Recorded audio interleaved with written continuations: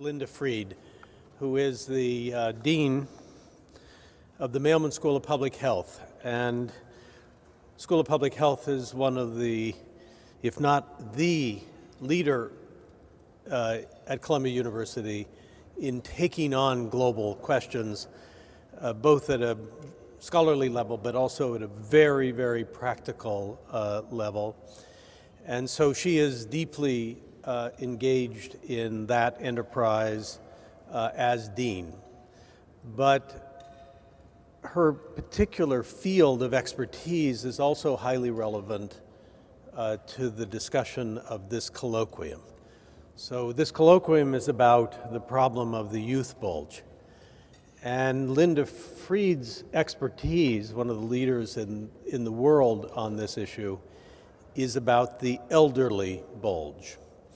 And it seemed like a very good complement to the discussion today to think about, at least a little, in the context of the youth bulge, what is the role, what are the consequences of the fact that many societies have a great elderly population, an aging population.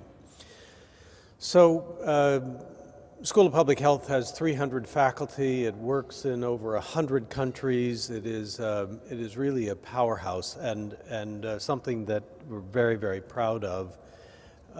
Linda is a just wonderfully imaginative mind, and she's been working with Mark Wigley, Dean of the School of Architecture, Urban Planning, with Carol Becker, the Dean of the School of the Arts, some faculty in the School of Engineering and Applied Science to think about issues like how should cities be designed given a growing population of elderly people. But the interesting part for us is that the link is to younger people as well. If you want to help younger people, do something for your elderly population, because that will actually produce the benefits that you want. So it's that kind of enterprising work here that we admire so much and thought we would have you share in. So Linda, please come up.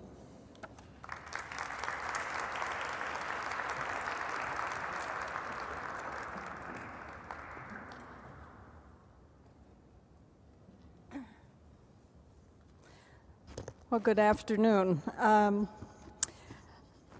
It takes a very imaginative mind to have someone lead an entire meeting discussing the youth bulge and ask someone to come and talk about old people.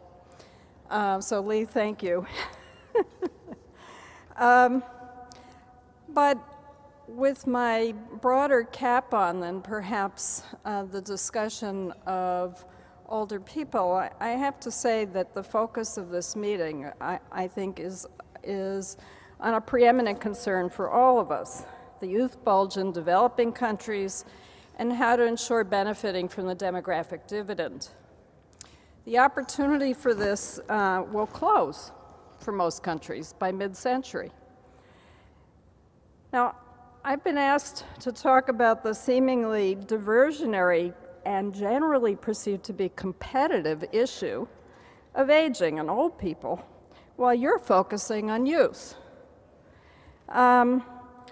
So to tell you my punchlines first, at least so you know where I'm going to go here, I'd like to ask you to consider how longer lives in this century will require new curricula and new educational approaches for our current students, and then whether older people could provide some now hidden solutions for our youth and accomplishing the benefits of the demographic dividend. I've had the great honor of reading the really incisive summaries that the university presidents here provided on the issues, the needs, the opportunities, and the challenges regarding the youth bulge in so many countries. Defining this, of course, as the populations in which youths 15 to 24 constitute 20% or more of the population. The points raised vary a lot across countries and contexts and needs, and yet there are a number of shared concerns that were raised across these reports, including that too often young people are not getting a high-quality education, that the health behaviors of our young people are poor or even dangerous, that dropout rates are high, that access is too limited, and yet their university educations aren't marketable, that they're unemployed in large numbers, that more vocational and practical training is needed, that assistance with learning workplace skills is needed, and that massive migration to cities leads to larger numbers seeking jobs than cities are prepared to handle. You've also offered many best practices and potential solutions that you're additionally considering, but a number of the reports brought out to me clear statements of alarm, and I'll quote one, which said, "We are wasting our demographic dividend." The opportunity, of course, which is created when a large emerging workforce that is also well-educated and skilled and prepared to be productive could be the economic engine for future prosperity. Now, as President Bollinger mentioned, interestingly, many countries are experiencing an elder bulge as well as a youth bulge. Let's consider the data. If you look demographically, there are three main patterns: youth bulge, post-youth bulge and going towards a youth deficit, and youth deficit. The latter two types of countries approach having an equal number, and for some, many times more older adults, respectively, than youth. And this ratio of old to young is going to progressively increase through mid-century. This is a result, of course, of both decreasing numbers of children per family in many countries, although not all, while life expectancy has been increasing. Dramatically yet silently, global life expectancy has increased from 47 years to almost 70 years since 1950. In many countries, these older adults, people now living longer lives, are the best educated and healthiest older adults in the history of the world. In countries particularly affected by the AIDS epidemic, life expectancy, of course, has been grievously lower than was otherwise anticipated. But for those who are HIV negative, in those countries, life expectancy is increasing. Life expectancy will continue to increase through mid-century. This is an amazing success of human history, absolutely unprecedented. So contrary to many people's perceptions, the developing countries that have a youth bulge are also doubling or tripling the number of older adults and will have an elder bulge in 10 to 50 years. Overall, all countries will move towards an equal number of children and older adults in society across this century. So today, I have a habit of showing up, I guess, and offering a counterintuitive position, but this time I was asked. I didn't offer. And so, having been asked, I would like to consider with you the relevance of aging and longer lives to our youth and to their educational needs. This could be a distraction. It could be even an unhealthy diversion. The issue of more older people around is often perceived as a looming demographic problem that will make matters worse for our younger people if we have to choose between investing in our young people and our old people. However, interestingly, the Madrid Declaration of 2002 declared that developing countries that ignore the increasing aging population put their development agenda at risk. And they further stated that when aging is embraced as an achievement, the reliance on human skills, experiences, and resources of the higher age groups is naturally recognized as an asset in the growth of mature, fully integrated, and humane societies. So, consistent with perhaps the frame of the Madrid Declaration, there are two large questions that I'd like to think about with you. and I'd like to probably have the gall to offer a few proposals. So for the first question is, are there new educational needs in societies where people will be living longer lives? As I said, we're entering an unprecedented stage of human history, which we don't know how to do and we're not prepared for. We're living longer than we used to. Life expectancy, as I said, is increasing globally on every continent, and as a result, developing countries, for example, are going to age as a population in the next 30 to 40 years to the degree that developed countries took 100 years to achieve. The young population now in the youth bulge will turn 60 as members of an old society, with as many or more older adults than children. This unprecedented distribution of ages is going to require a lot of preparation and many transitions to accomplish a society of long lives, which is good for every age group. These transitions portend many changes that universities, I think, will need to consider and likely transform themselves around this fact of longer lives. Consider, for example, put yourself in the mind of one of your students, 20 years old. How will the fact that they have a life expectancy of 70 or 80 years affect their view and goals for their life compared to if life expectancy was 35 or 47? And then what will our students who will be leading still in 2050 need to learn now to position them for that? Those in the youth bulge may have 50 or 60 more years of life once they complete their formal education. If employed, they're going to have 4 to 5 careers. Retirement ages, when they exist, will get pushed back and they'll work longer. There will be changing job demands over the next half century, sequential jobs and evolving personal goals, which, as has been mentioned many times today, are going to require lifelong learning. Even now, many older adults, certainly in developed countries, are seeking opportunities for continued learning, becoming part of universities during the third of their life after retirement. Additionally, types of jobs may expand just because there are more older people, more caregiving, more healthcare needs, technology applied to helping older adults stay independent, etc.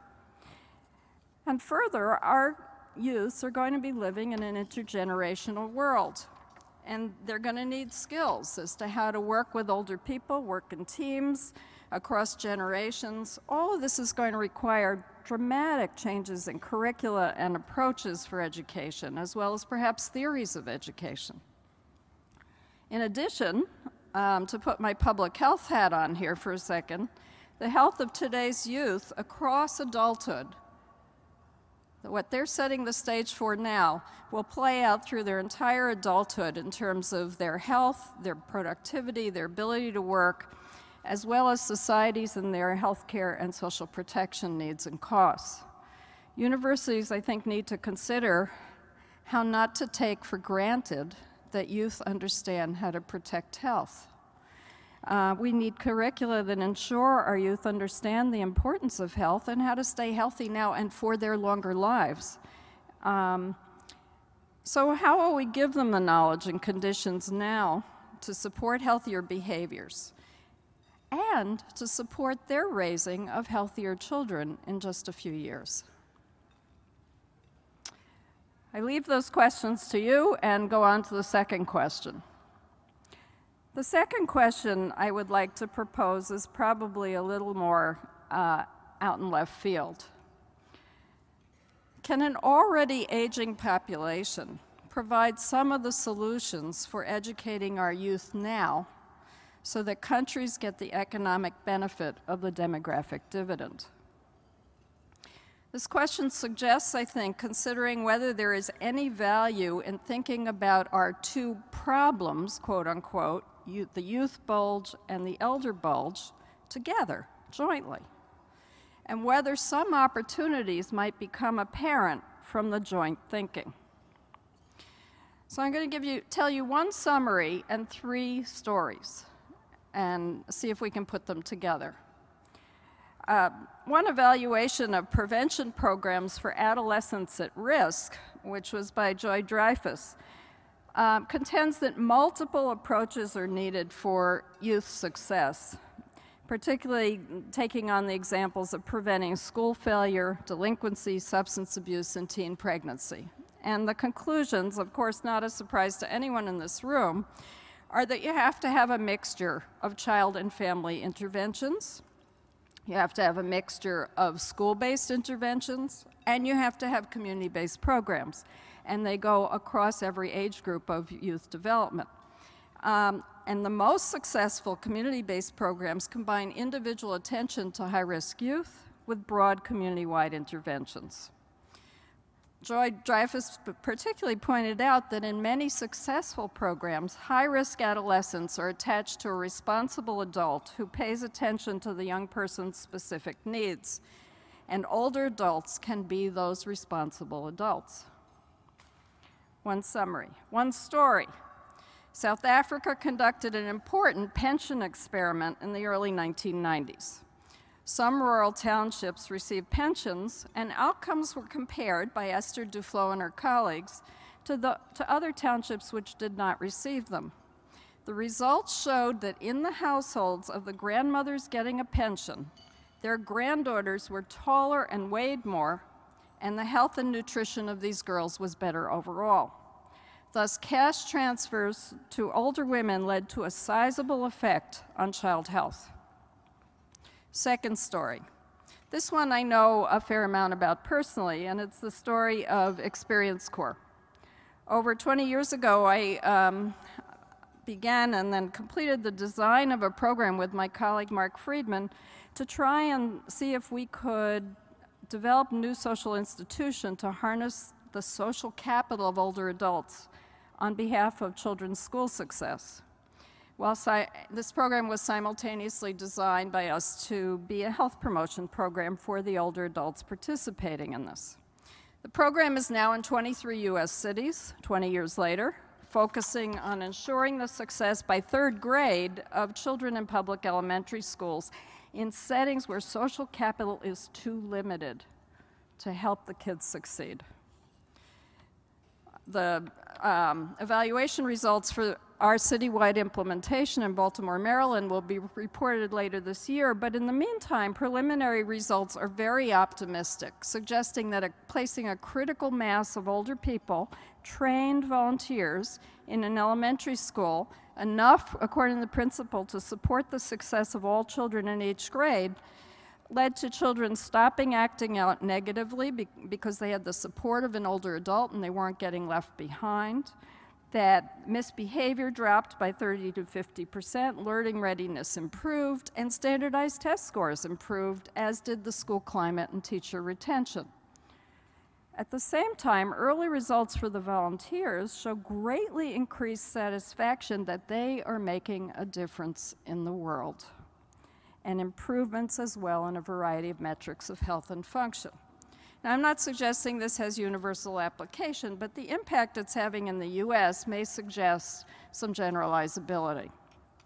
The final story.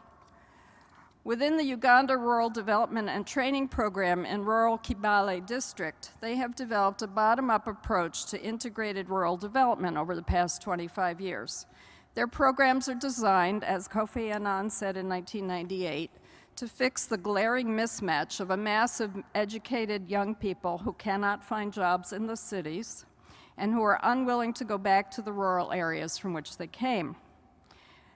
URDT is focused on building community development and now capacity, and their programs include a girls' school with free primary and secondary education, a vocational skills institute that develops mid-level skilled tradespeople who create small businesses, and since 2006, the African Rural University for Women with a 3-year bachelor's degree in integrated rural development leadership.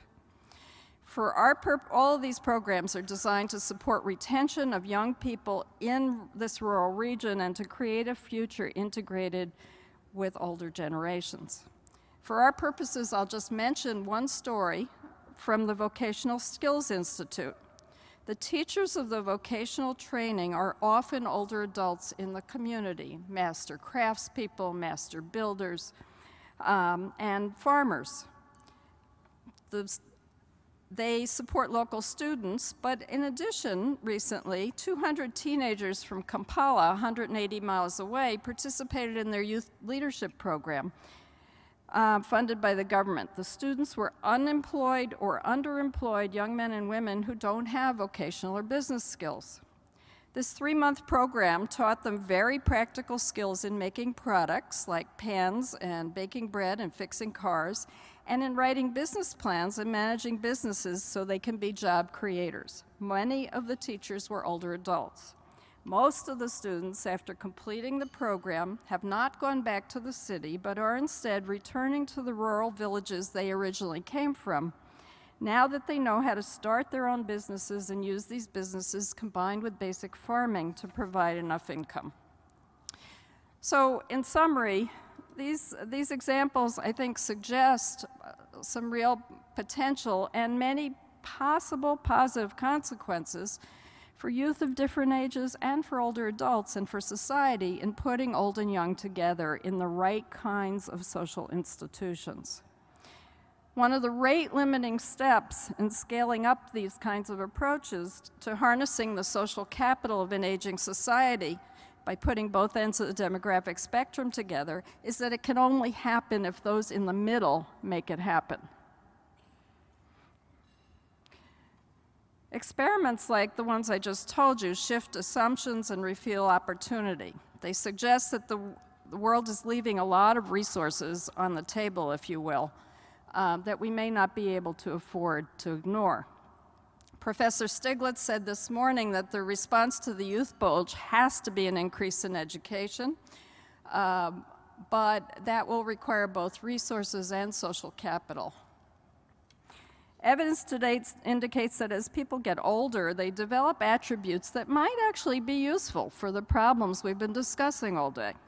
A lifetime of knowledge and expertise, the best Rolodexes around, but also patience and tolerance for complex, even systems problems, and ability to solve them.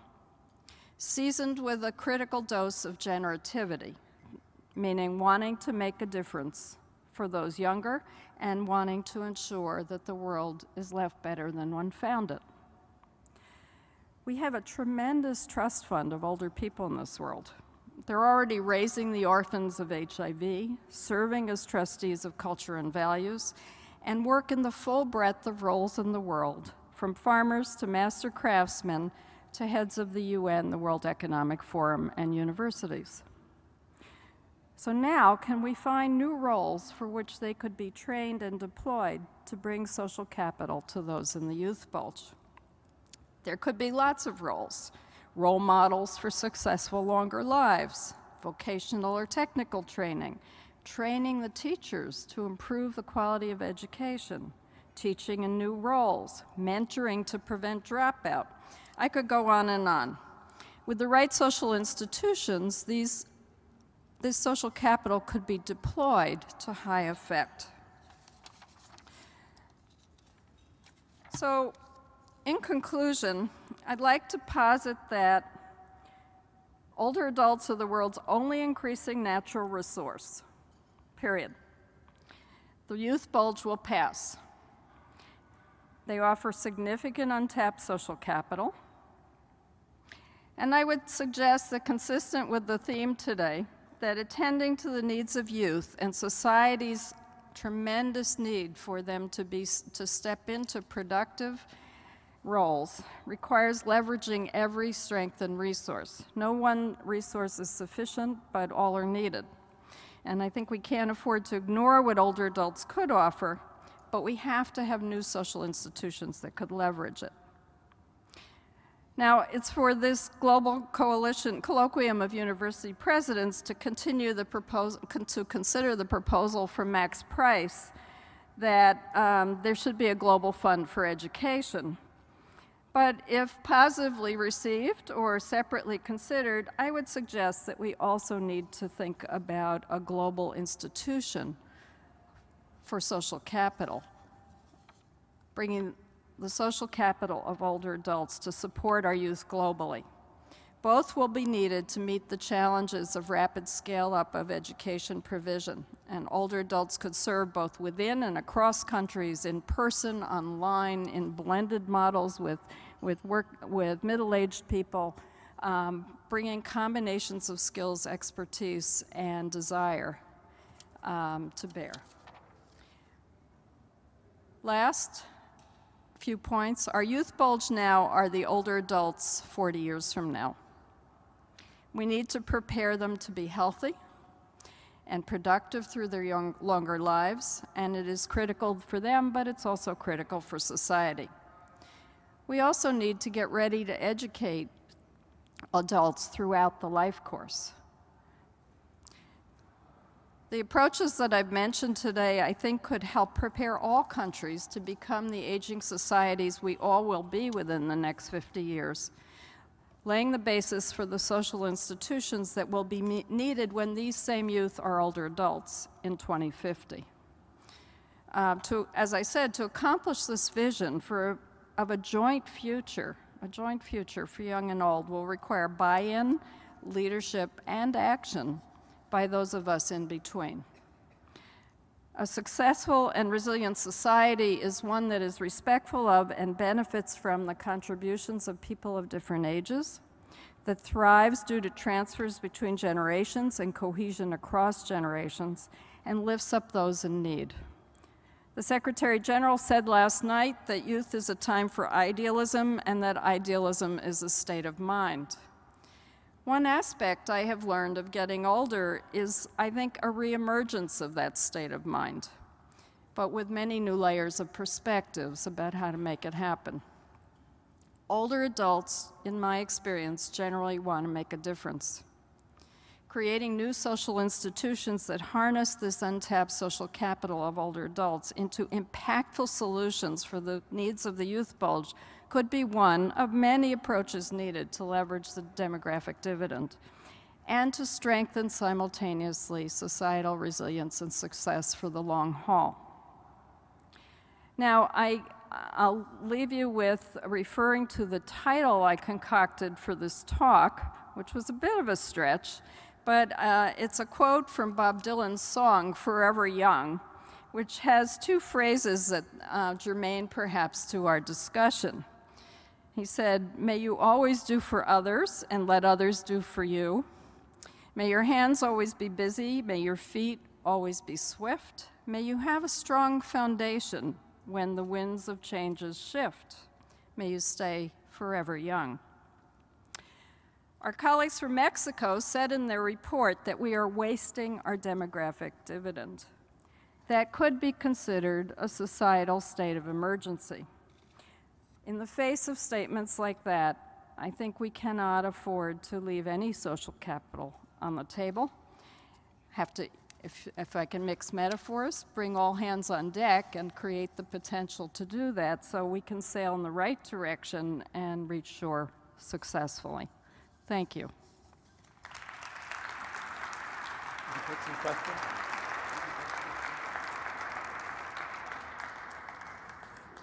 Please join me in thanking Dean Freed for that wonderful address. President Bollinger has been called out for just a moment, so he asked me to step up here and moderate the questions you might have for her. So the floor is open for anyone who would care to pose any questions.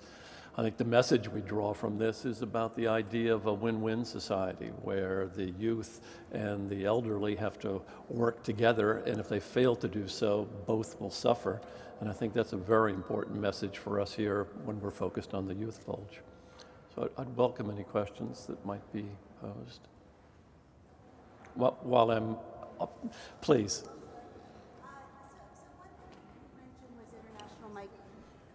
One thing you didn't mention was international migration, where young people are going to be drawn from young countries to older countries, and there's great things in that. One thing that you worry about is that the countries that are investing in the education of young people may not realize the benefits if people move. So can you talk a little bit about the dynamics of international migration and how you think it fits into this young-old picture that you've painted so nicely? Thanks. Wow.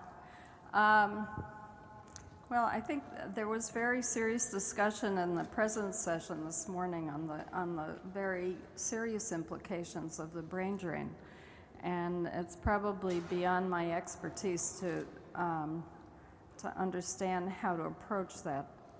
But I think it needs to be approached, and there were a number of, I think, important suggestions on the table about exactly as you're saying how critical it is to solve. I guess the proposal that I was implicitly saying in my comments were that are there ways, in some small way, to create a reverse brain drain? Are there global approaches that we could organize to take the social capital of youth deficit countries and of older adults in youth deficit countries and bring it to bear, even in the short term, to help solve some of the social capital deficits in youth bulge countries? I don't know if that would go anywhere toward achieving parity. I doubt it in terms of the consequences of the brain drain, but it might actually bring social capital to bear at the right moment, at the right time, for the right situation. Thank you. Yes, please. Linda, thank you very much for that. So earlier today, Joe Stiglitz said what a number of members of the Global Colloquium have also said, that their concern, one of their concerns is equity. And I would ask you, as someone who's devoted your career so admirably to helping older people, when you look at some of our countries where there is a issue of not just having, as Michael put it, win-win, but a question of, are old people asking for more than their fair share sometimes? It would be wonderful if someone who's devoted her whole career to champion aging well, and if you could say something of where you think old people should be, or older people, I put myself, should be willing to give some to younger people so they can have more of a say in their lives. I would be really interested. This is an invitation to you just to address the equity issue, which so many young people in our universities looking at the older generation say, you created all these problems for us, and now you're telling us you're going to solve them when you haven't. You've created the problems. So it's just a really open invitation as someone who has standing in this area to say something about the equity issue. So the equity issue is critical. There's no question. I think the challenge is how to make sure that we think about it in a factual way. So for example, there are many perceptions that jobs held by old people are blocking the opportunity for jobs for young people. But while I wouldn't claim to be an expert in this area, the literature that I read about that suggests that that actually is a myth that is not supported by reality. It's our fears. So I say that to say we need to make sure we understand where the blockages to equity truly are, because sometimes they're not what we perceive. I also think that models, I don't mean to be self-referential, but it's the only model I can think of in my head at the moment. Models like Experience Score are all about turning the social capital of older people, when they are in a position to do it, to ensure that our children are succeeding. I think we could create a million new kinds of roles that older adults would leap to, whether it's retired professors or senior professors or even university presidents, tackling the issues of how to create equity in a new kind of society where lifespan is so long and we have needs at all ends. Those are empirical questions, which I don't think we know the answer to. But I do think that many of our assumptions are not factually based when we look into it. The other thing is, we need each other. I mean, we can't just have everybody over the age of 32 drop out and let the young people take over. They need the senior people around too. So how to craft a society that not just creates opportunity but helps the youth step up to it is also an approach to equity. We are on the verge of so many kinds of change ahead of us that we don't have blueprints on. More than we do in my head. And how youth have to be part of the solution, but I think there are ways in which the creativity of senior minds could maybe crack the case as well. Linda, maybe I could ask you a last question. In Lee's introduction, he mentioned your interest in how cities should be designed to be friendly for the elderly.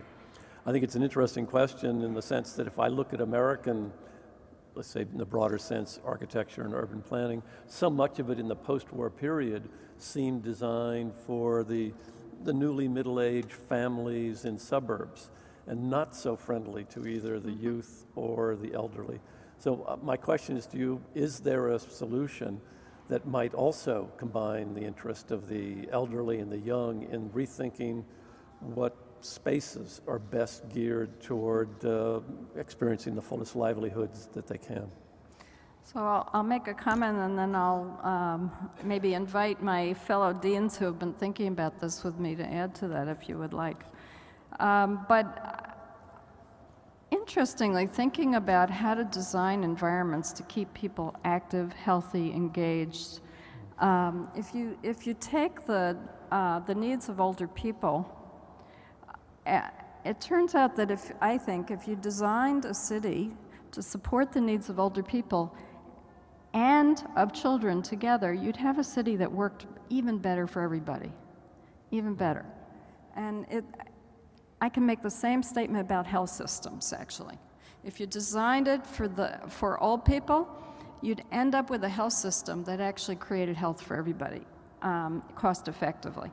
So as a design principle, if you design for the most vulnerable, it's user-friendly for everyone and might actually look nicer too. I'll defer to my colleagues if they want to have the last word here. Mark or Fenny or Jeanette or anybody? Since we've been thinking about this. Right back here.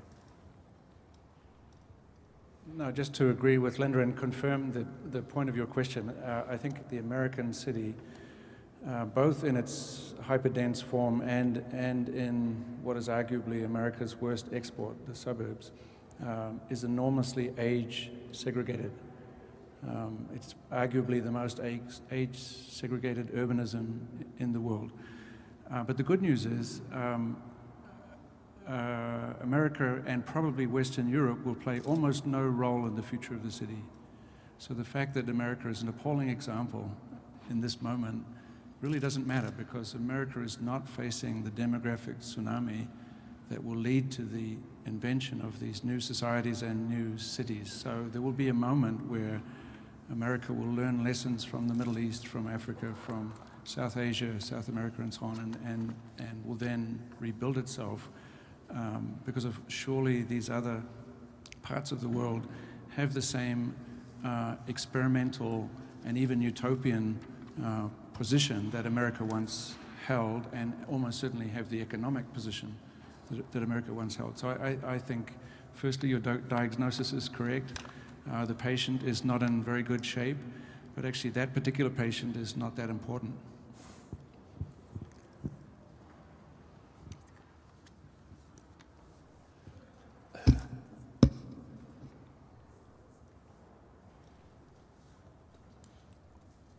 I think to add to what Linda and Mark says, I think from an engineering perspective and technology perspective, we have to think that in these cities, we're looking at transgenerational habitats in which we really have to understand the mixture that we have and how we actually provide the resources and the support that all these generations from kids to older adults will have. And I think it's very important what Linda said from a design perspective, designing for the most disadvantaged or vulnerable actually will make it best for all.